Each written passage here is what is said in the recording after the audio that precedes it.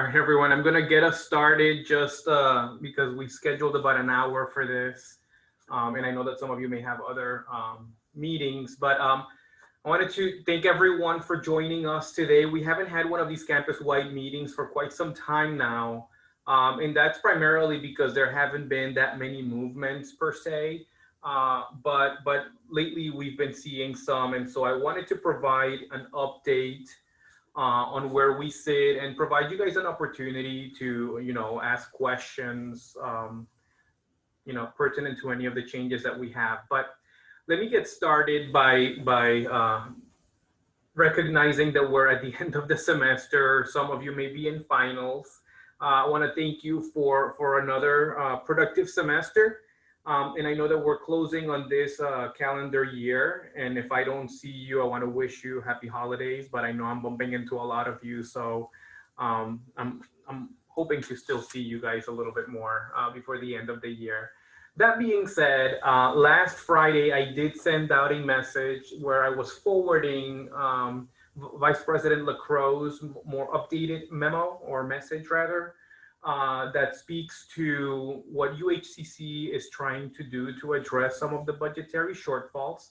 And so since then, we've had quite a few things happening. Number one is the governor's announcement on furloughs, followed up by President Lasner's message on furloughs for state employees. I wish I could provide you guys a robust update on what that means for us, but I'm not. I don't know. I don't know how we're gonna mechanize the furloughs. Some of you may have lived the previous iteration of this, and so there may be some similarities there. But I'm not in those discussions, and I don't have really much to share there. All I know is that the governor announced that it was a 2-day a month furlough in that the University of Hawaii and the Department of Education, both because of our academic years and the way that our faculty contracts run or teacher contracts, we have to do it a little bit differently. And so I'm sure that more will come down and I'll be able to update everyone as we move along, but that's something that happened rather recently. More recently is again the memo from last Friday, and some of you may have heard this already from me.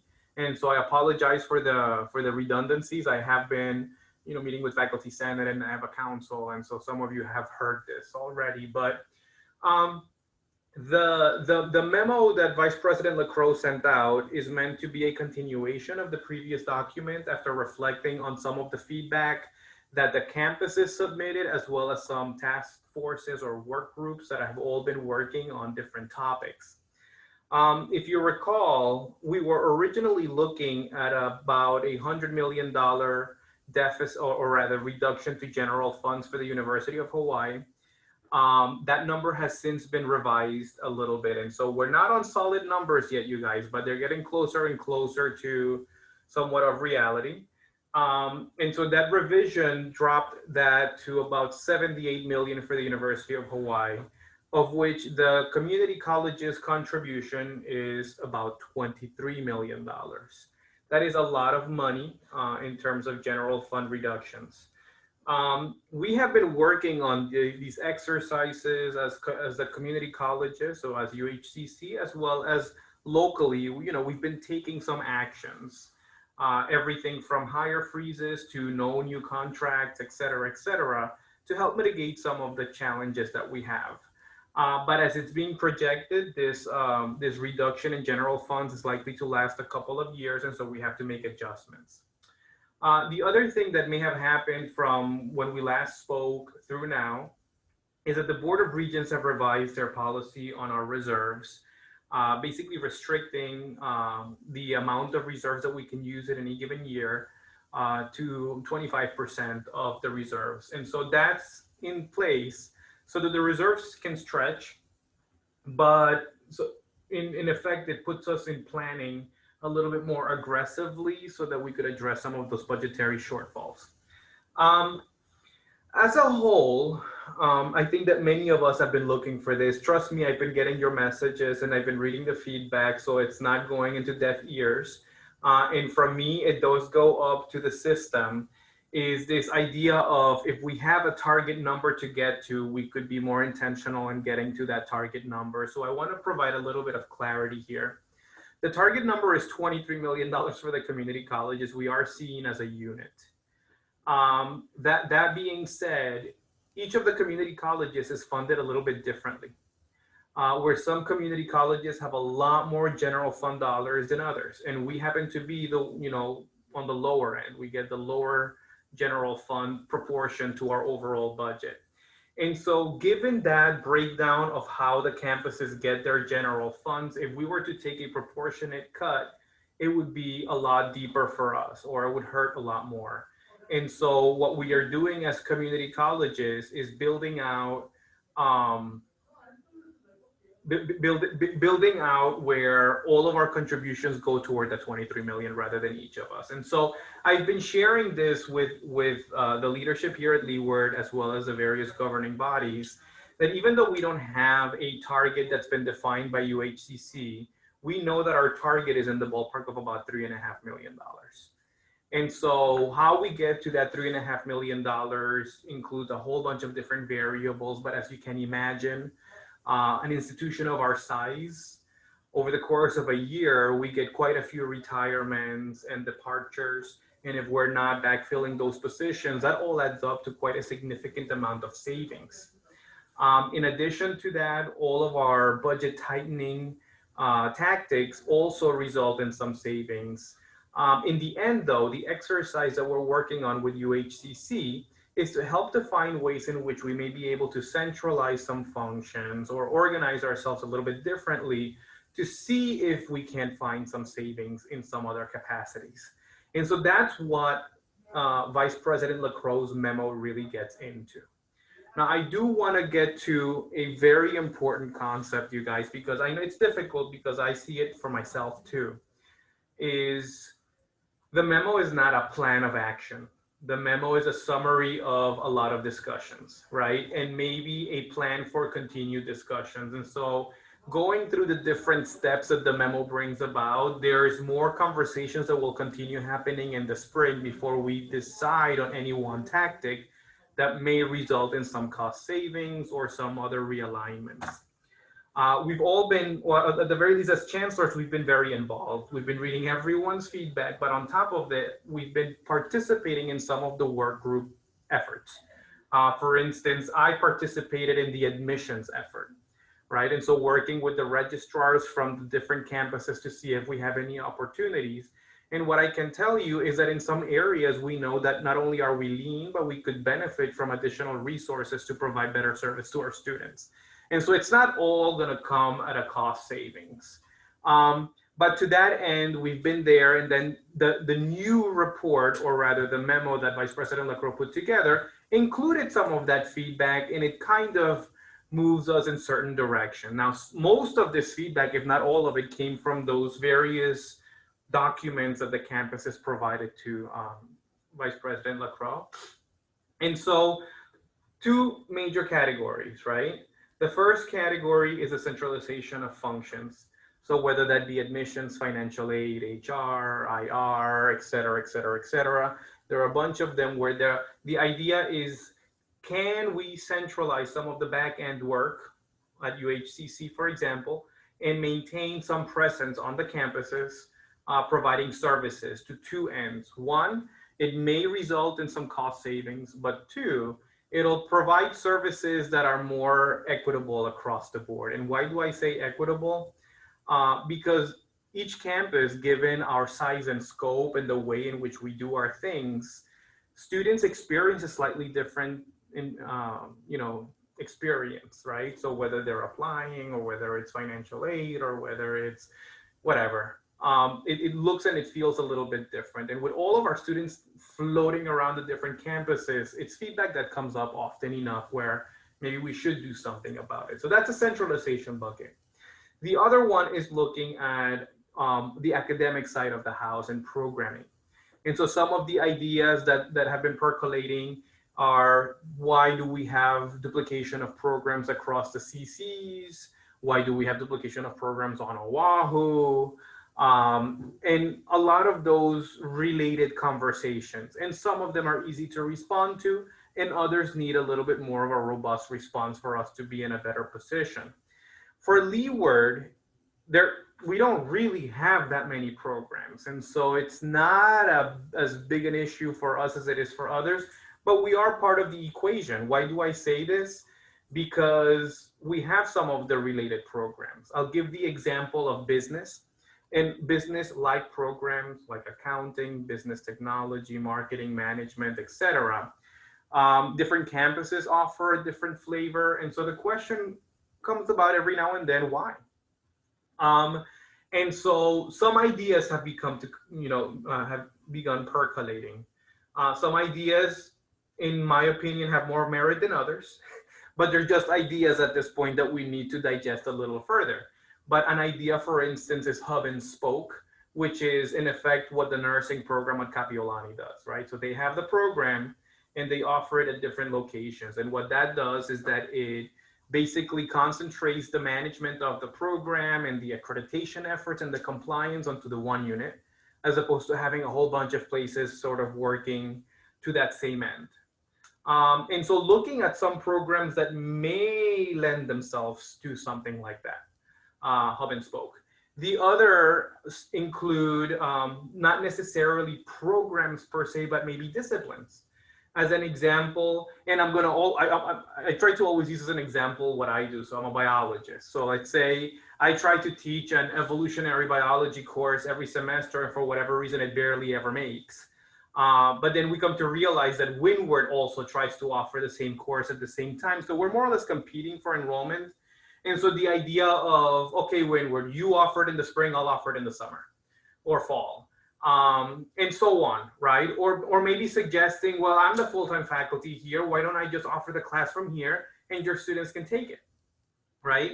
So that may work in some instances and it's a total nightmare in others. And we need to really evaluate that because we don't want to put so much pressure on what we do to where our students are hurting all the time, right? We don't want to make our students go through hoops and wheels just because we're trying to, cut some corners here and there. And so what's important is to, keep our sight on our mission and not asphyxiate what we're doing or our students. But in the long run, you have like that voice on this side of your on this ear that basically says we still need to work toward that $23 million, right? And so how do we get there? Again, there's going to be definitely some cost savings over time with some potential retirements, with the hire freeze, with contracts, and then there may be some other moves that result in some deeper cuts of operations. And so I say this to you as my campus, right? So I represent Leeward, and it's what I'm saying is true, but it's difficult for me to articulate it to the external world just because it may impact others. But Leeward is so lean that we are likely to find contributions toward the 23 million from other campuses that may have a little bit more room and wiggle, right, than for us necessarily. And so we're going to continue engaging in conversations over the spring. And again, these conversations are going to be going a little bit deeper on some of these ideas, but then also looking at Leeward specific tactics that we could help in contributing toward that goal. And so that's where we are. It seems like we've been doing a lot, and the memo may seem really scary, and it is. I mean, we have a $23 million gap to fill. But in the end, we're not quite there yet on decisions, and we still have opportunities to inform what we're doing. Again, from the centralization and then from looking at programmatic offerings, we're trying to balance the situation because outside of us being efficient and trying to mitigate some of the budgetary shortfall by way of what we're doing right now, the other conversations are a lot more aggressive and scarier, if you ask me. And that's looking at whether we really need 7 community colleges, whether we could share with other campuses, or whether things as big as moving the Leeward Community College's Pearl City campus over to West Oahu's space in Kapolei. I mean, all of these conversations have come about, and so we're going to continue evaluating them. I don't think that anything is truly off the table. But I think that as we continue to assess these, as we continue to have conversations with you and the folks that represent each of these areas, we come to learn some really big concerns about making some shifts.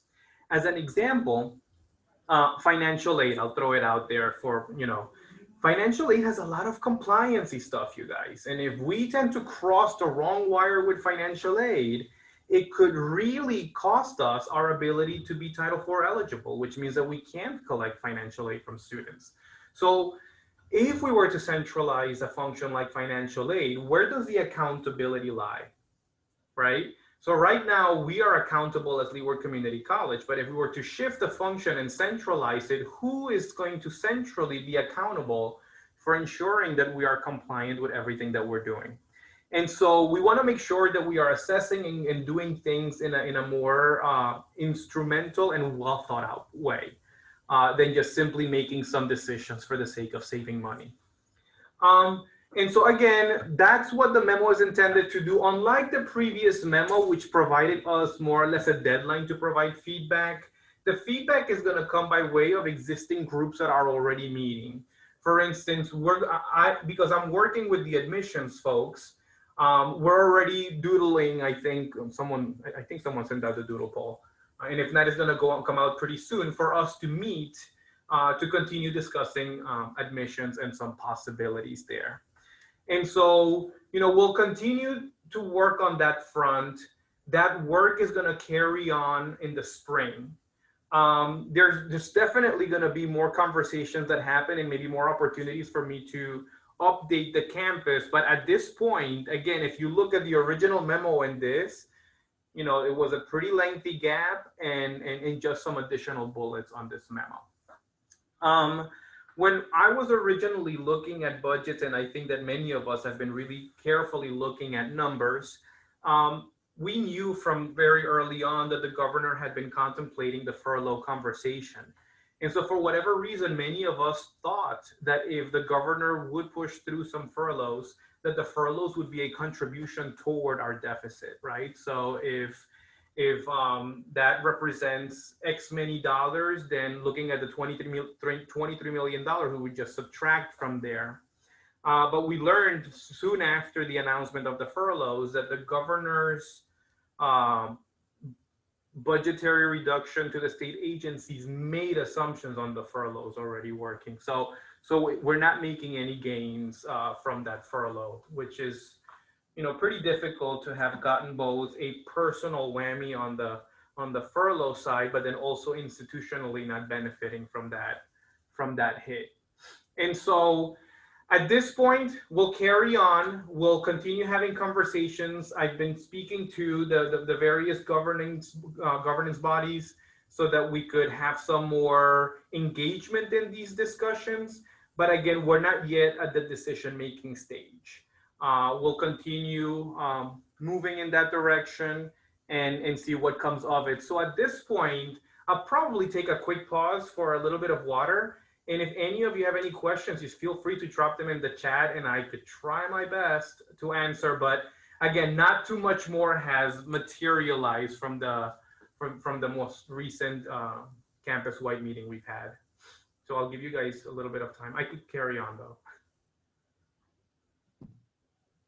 Carlos, while you're sipping your water, I just want to say something to our outgoing VCAS. Mark Lane, I'm really going to miss you. I just want to thank you so much for being responsive to the campus needs, for being a great colleague to work with. I've known you for 10 years, but I've only worked with you in this year. The worst year we've had together, I gotta say. But I just thank you for your leadership and I'm gonna miss you. Aloha, my friend. Well, thank you, Betty. Those are very kind words. I'm humbled and honored to be part of this great organization over the years. And so working with you and the others here has been a sort of a great culmination to my higher education career. So I will say that. So thank you for those gracious words, and they mean a lot. Thank you so much. Thank you for that.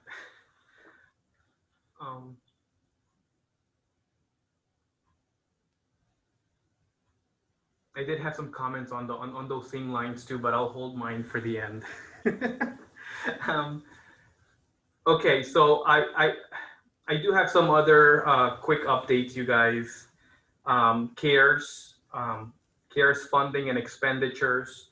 Right now, for CARES 3, which is the biggest bucket that we have, we are looking at some possible disbursement that goes directly to students. We're still aligning a little bit on what's allowable or not. It just seems that almost everything that we think of on CARES, we get some type of denial from one source or another. And so we'll continue providing those updates, but similar to the round of funding that was shared from CARES 1, CARES 3, we are looking at some proportion of the money going that way, and then also looking at some other ideas on how we could spend those dollars. Additionally, you should have received an email a little earlier today, and that email is in reflection to Leeward serving as a vaccination site for first responders only. And so this is, again, a select group for the first wave. And that's going to happen Christmas week. Well, around that time. I forget the dates. I don't have the email in front of me, but it's somewhere there. And so they're going to be limiting to about 600 people getting the vaccine any given day. And so that's, again, first responders, and you probably get a sense of who's included there, but like the police officers and fire department and whatnot. And so I think that that's a positive indication that we have the vaccine coming in. And you probably heard in the news that I think it landed already in Hawaii. And so hopefully we'll see some better days to come. And so it's good to be part of that effort in ensuring that we start getting the first waves of the vaccine out. So I wanted to provide that brief update. Okay, Ron just put the dates and times on the chat box, but again, that message was emailed to everyone. And so we'll continue planning. I wanted to talk a little bit on enrollment very briefly.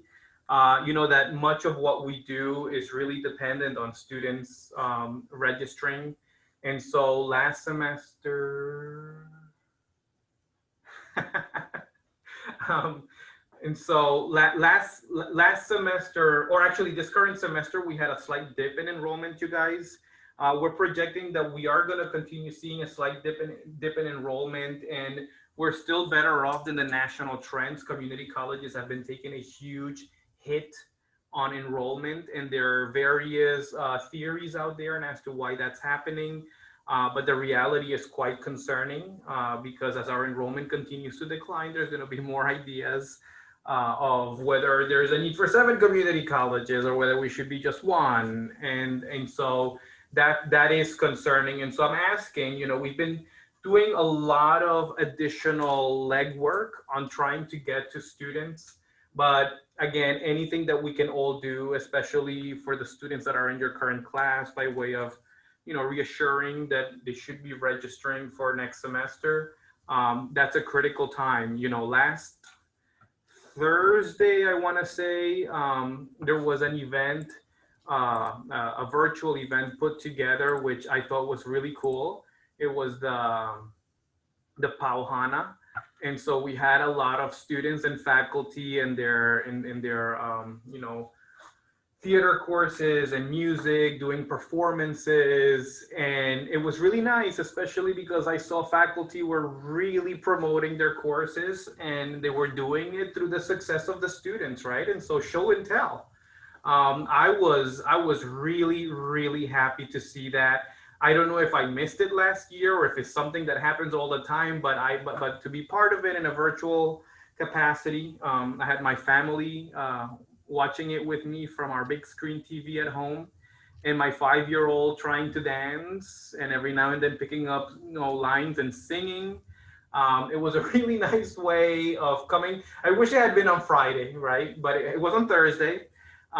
It was really cool. But what I appreciated was that the faculty are very proud of what you guys do. And so you are the best supporter and marketer of your, or promoter of your discipline and your areas. And so I thought that that was pretty cool. All of that to say, we all have a little bit of a job when it comes to enrollment management. And so if we could just retain more students, remember our WIG, keeping the students we have, and then also looking at new enrollment. We have been calling people, emailing people, texting people. I mean, I think a lot of people have their hands in. We have had commitments from groups like PTK. What can we do? Our student government has been engaging. I think that everyone's hands are on, and I think we may be able to see some good product out of all of that effort. And so I just want to thank everyone for all of the work that you're doing, because we have been curbing the national average community college decline in enrollment. And so if we could keep that, that's going to be really good, especially during such a difficult fiscal and enrollment time. And so I will pause here and see if you guys have any other questions before I get to my next thing. Questions or comments?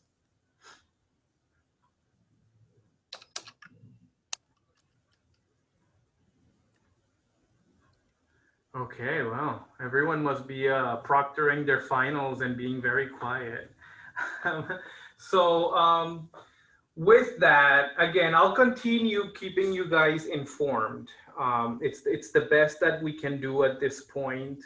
When and if necessary, we'll engage in some work groups and some conversations, and I've been giving heads ups to people and groups that I hope that we don't have emergency meetings, but I've been known to call some of those at times, and it's because I really do want to have an opportunity to discuss.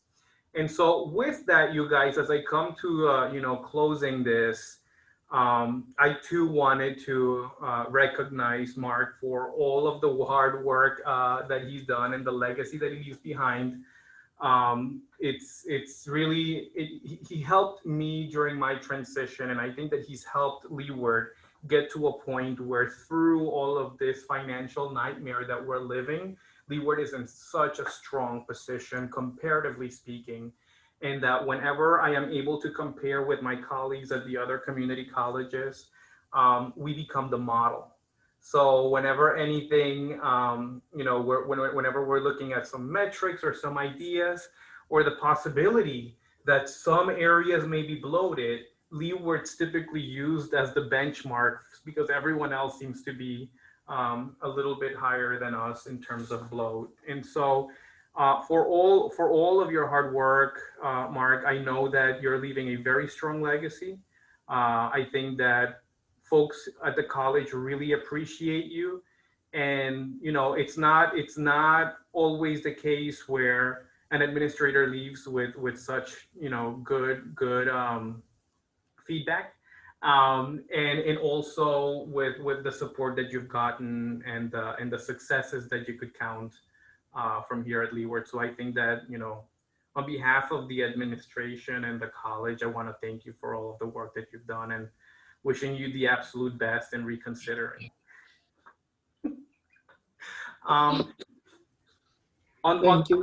Before you respond though, Mark, on that same note, at the same time, I do wish to welcome Lori Lay into her new interim role. There's a lot to do in this area, and Lori Lay has been very, very committed and supportive of this. She brings a lot of history here at Leeward. And so thank you so much, both Mark and Lori Lay, for helping us out through this transition. And so, Mark, I think I'll leave it up to you now. No, I want to thank Lori also. I don't think I broke her arm, but it was probably pretty close to when I twisted her arm to help us all out here.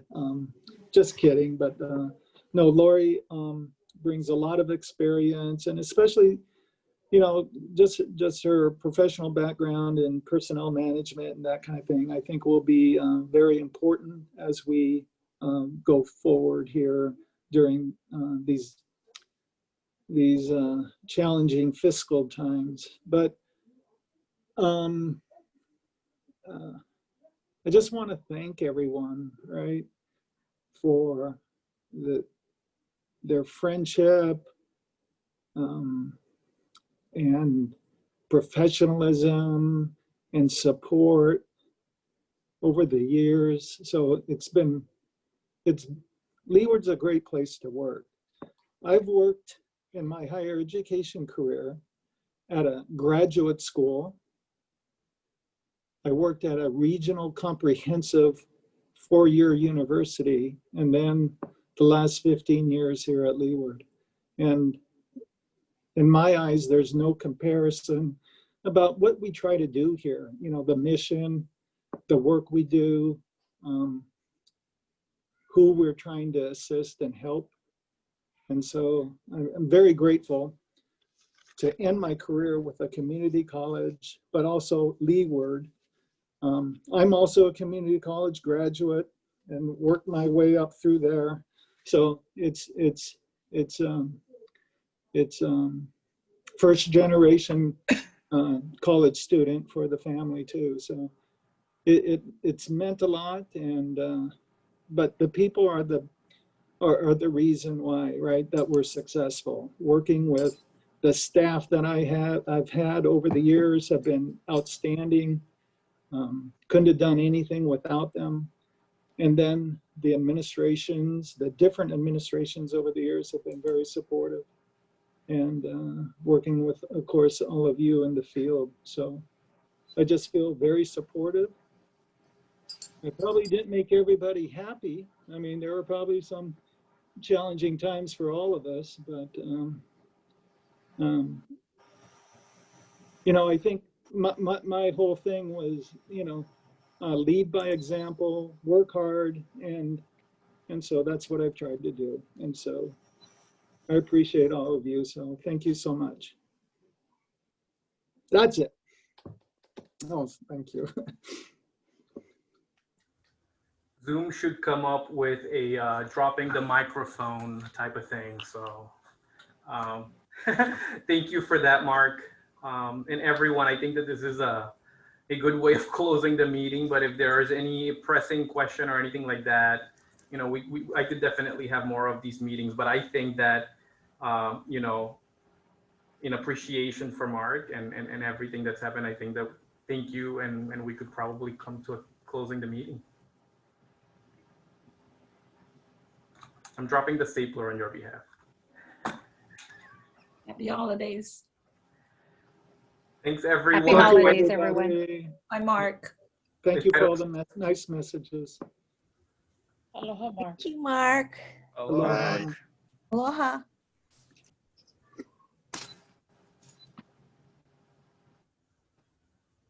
Carlos, you're not supposed to do that. I didn't start it. You're not supposed to do that, Carlos. I get emotional, Carlos. We all do, Mark.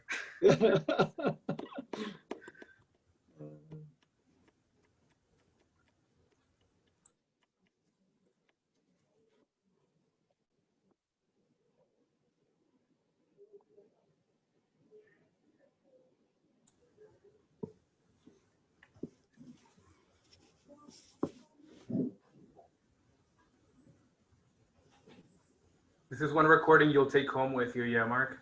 Will you stop it?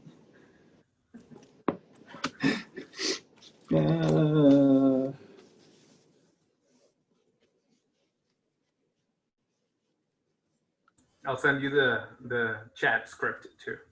Oh, thank you, sir. I have to go home and have a drink now. Yeah, I mean, we're not supposed to do this, right? Oh my goodness, right? Well, Actually, you I shouldn't didn't have think done you were such a going to good. do this, especially whatever, you know? All right, I'll see you later.